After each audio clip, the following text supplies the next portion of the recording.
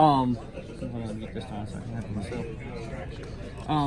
Your guys, the wing guys, and I guess you got to talk for the guards today too. How's that been going so far with them, and where are they at in their process? Yeah, really good. Well, you have kind of a collection of younger kids, being Alamir Dawes, Chase Hunter, that kind of crew are still learning.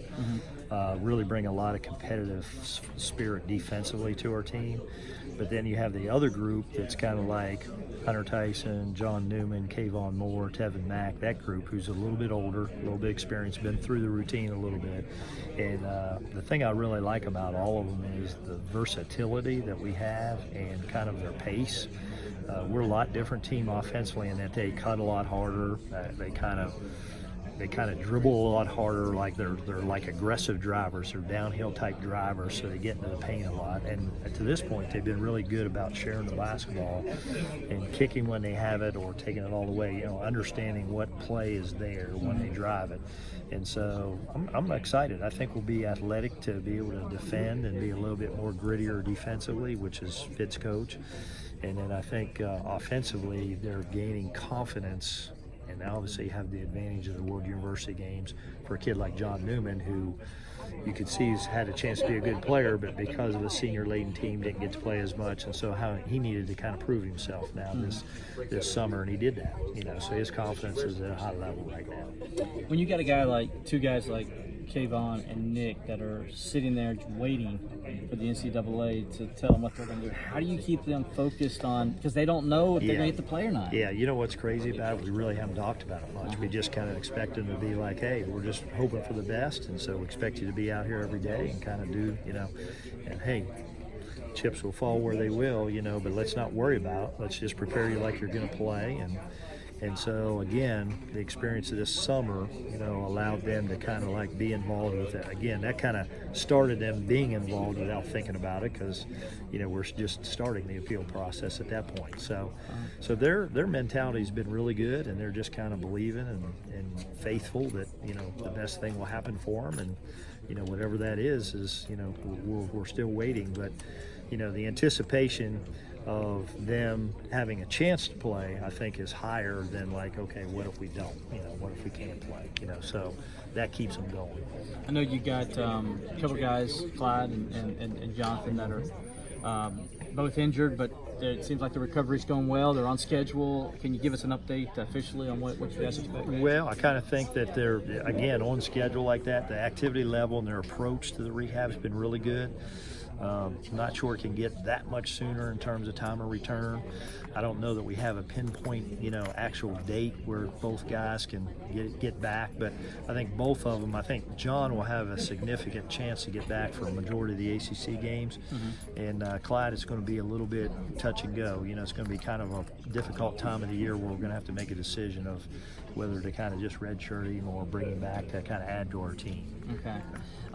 Could Bears be January or early January? I think kind of right in that range. I think anywhere from kind of like late December, early January, maybe a little bit sooner.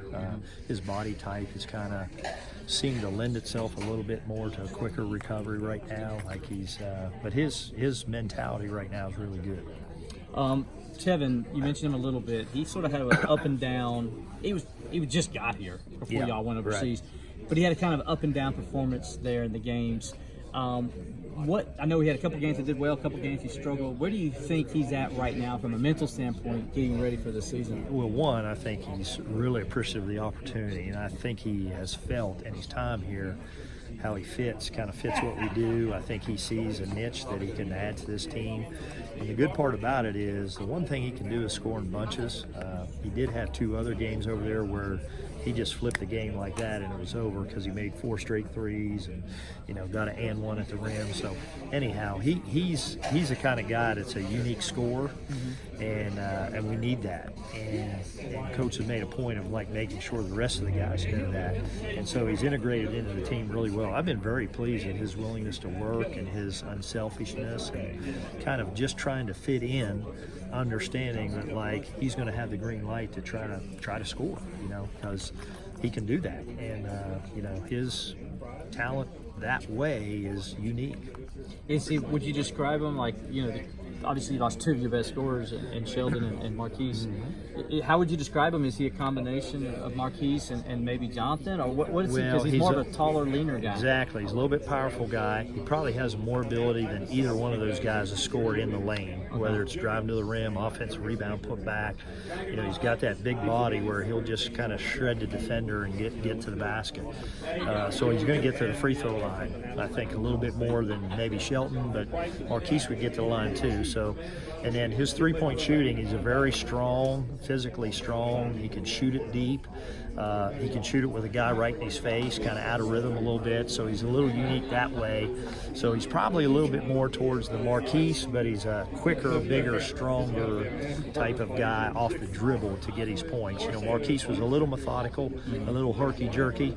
Obviously, it worked for him and our team, but Tevin's a little bit more aggressive, straight line driver, powerful, that kind of guy in terms of scoring. The last couple of years, you've had, leaders on the teams that, whether it be Eli, whether it be Sheldon or Marquise, guys that were there for a long time, and now you're brand new. Yeah. What's it like? And I know you guys can't control what's being said and done in the locker room, but from just reports you're getting, what's that been like? Yeah, well, Mir Sims has been phenomenal.